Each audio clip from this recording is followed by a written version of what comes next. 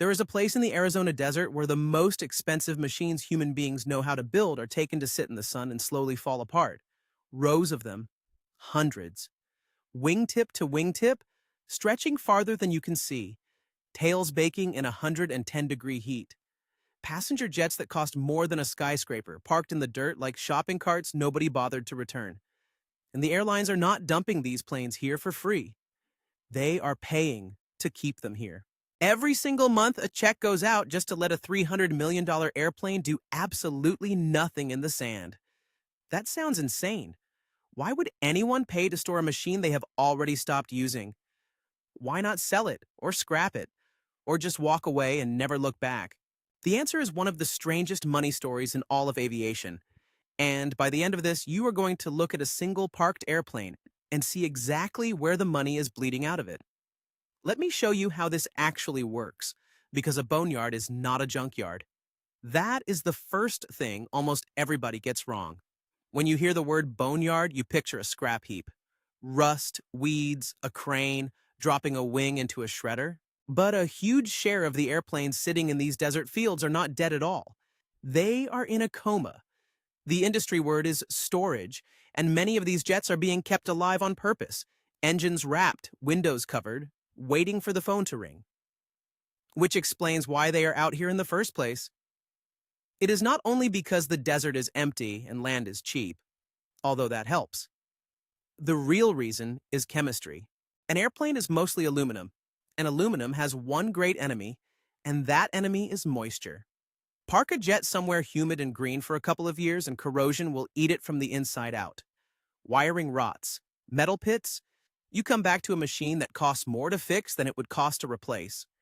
Now take that same jet to a place like Victorville, California, or Pinal Air Park in Marana, Arizona. Humidity out there is brutally low, often dropping below 30%, and it almost never rains. The ground bakes so hard and dry that you do not even need to pour concrete. You just roll the airplane onto the dirt and leave it. In that air, a jet can sleep for years and wake up almost exactly the way you left it. Forget the graveyard image for a second. What you are really looking at is a giant open air freezer. And freezers are for keeping things, not for throwing them away. Of course, a freezer costs money to run, and this is where the real cost begins. The moment an airplane stops flying, it flips from an asset into a liability, and it does it overnight. In the air, a jet earns money every single hour. On the ground, it earns nothing, and it still charges you rent. You pay the boneyard for the patch of space it occupies. You pay technicians to preserve it because a stored jet does not just get switched off and forgotten. Fluids have to be managed. Engines get sealed against dust and sand and the small animals that would love to move in. Tires develop flat spots. Rubber seals dry out and crack. Every few weeks, someone has to physically tend to that airplane so it does not quietly fall apart. So why not simply abandon the thing? Usually, you cannot. And here's a detail that surprises almost everyone. A shocking number of the airplanes an airline flies are not actually owned by that airline. They are rented. Enormous leasing companies, firms that most passengers have never heard of, own the metal and lease it out by the month.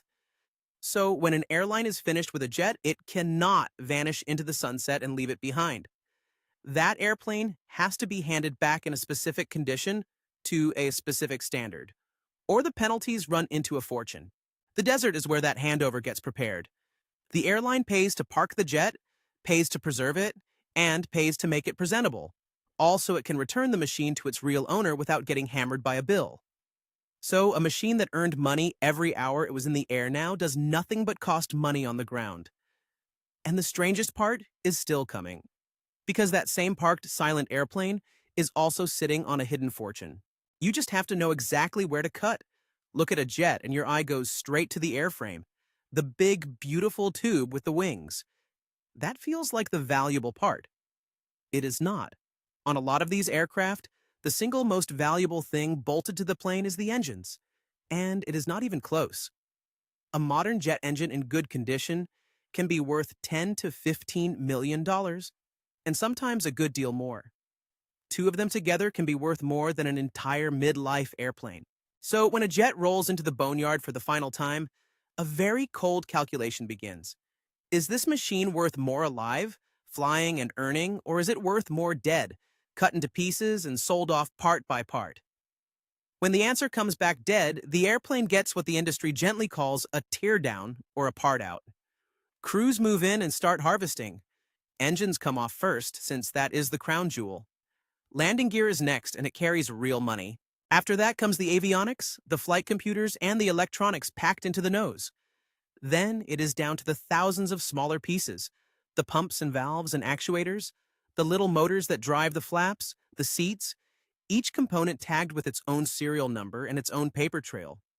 Every one of those parts can be inspected, certified, and bolted onto a jet that is carrying passengers right now, today. That is the real engine of this entire business. An airline flying an older aircraft does not want to buy a brand new part at full price when it can buy a certified used one, pulled from a plane out in the desert for a fraction of the cost. So the Boneyard is not the dead end of the supply chain at all. Think of it as a store. A gigantic, sun-baked auto parts store for the airlines of the world, where the shelves are stocked with other airplanes. And that is exactly why the Coma matters so much. Because sometimes the phone really does ring and a plane wakes up. When demand comes roaring back, when an airline suddenly needs more jets than it owns, the cheapest and fastest aircraft on the entire planet are the ones already built, already parked, already preserved in the sand. A jet pulled from storage can be inspected, refreshed, and returned to service in a fraction of the time it takes to manufacture a new one from scratch. That is the bet the storage game is really about. Every month you pay to keep an airplane asleep. You're buying a lottery ticket on the day you might need it awake. Pay too long for a jet that never flies again, and you have shoveled money into the desert. Scrap a jet too early and then watch demand spike, and you have destroyed an asset you suddenly cannot live without. Reading that timing correctly is worth hundreds of millions of dollars, and plenty of very smart companies have read it wrong. Now, who is actually playing this game? Because it is a much bigger cast than one airline and one field of planes. Start with the leasing giants, the firms that own a stunning share of the world's aircraft and rent them out. To them, a jet is not a beloved flagship.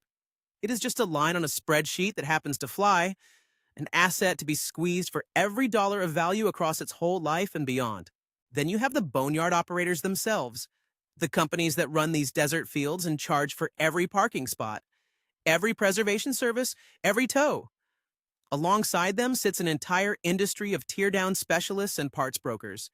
The people who buy a retired jet, strip it, certify the components, and sell them back into the market at a healthy margin. And feeding off all of it are the maintenance shops that keep the world's flying fleet alive, hungry for exactly the kind of certified used parts the desert produces. So, a single retired airplane does not create one transaction. It creates a whole little economy. The lessor wants its asset back, or its money out. Whoever runs the field bills for the storage. A teardown crew harvests the value. Brokers move the parts. Repair shops install them. That silent jet in the sand is quietly paying a dozen different companies on its way to pieces, and every one of them is taking a cut. Let me show you what it looks like when this math goes catastrophically wrong, because there is one airplane that turned this entire desert equation into a global headline. And it happens to be the biggest passenger jet ever built, the Airbus A380, the double-decker super jumbo. When it arrived, it was supposed to be the future of flying, a flagship, a statement of pure ambition. It carried more than 500 passengers across 2 full decks. At list price, it cost somewhere in the neighborhood of $445 million per airplane. Airlines lined up to be seen with it. This was the queen of the skies. Then reality showed up. The A380 was gigantic, which meant it only made money if you could reliably fill every one of those 500-plus seats on the right routes, again and again and again. The industry drifted the opposite way towards smaller, more efficient, twin-engine jets that could fly straight from one city to another without needing a stadium crowd on board just to break even.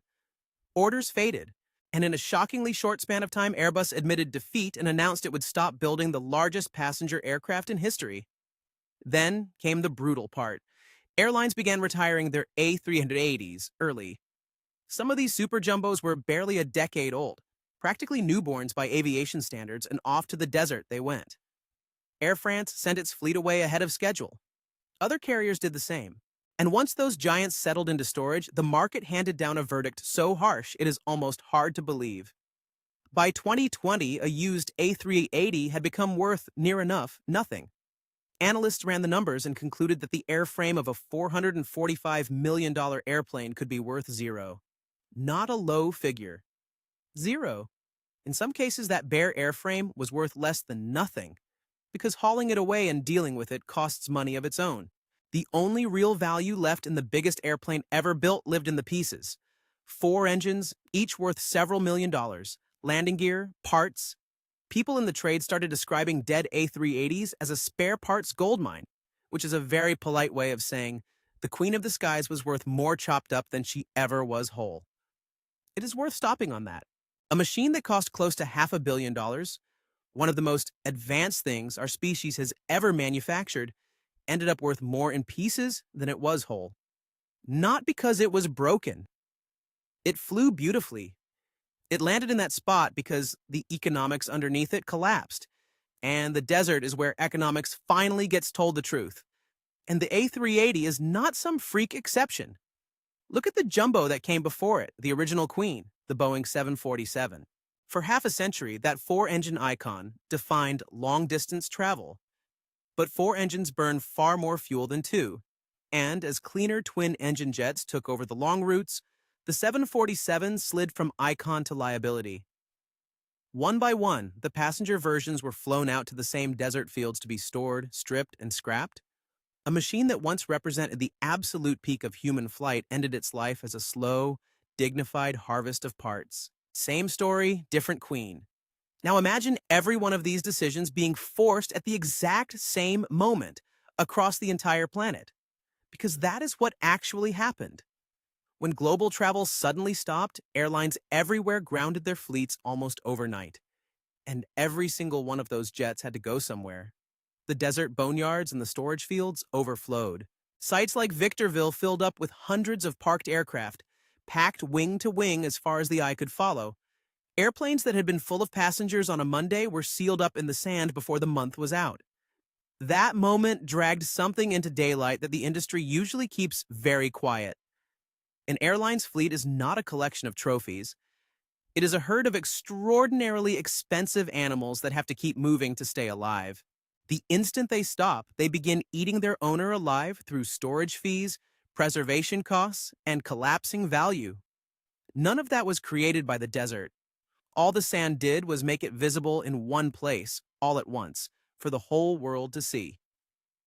Let me walk you to the very end of the line, the part of the boneyard that genuinely is a graveyard.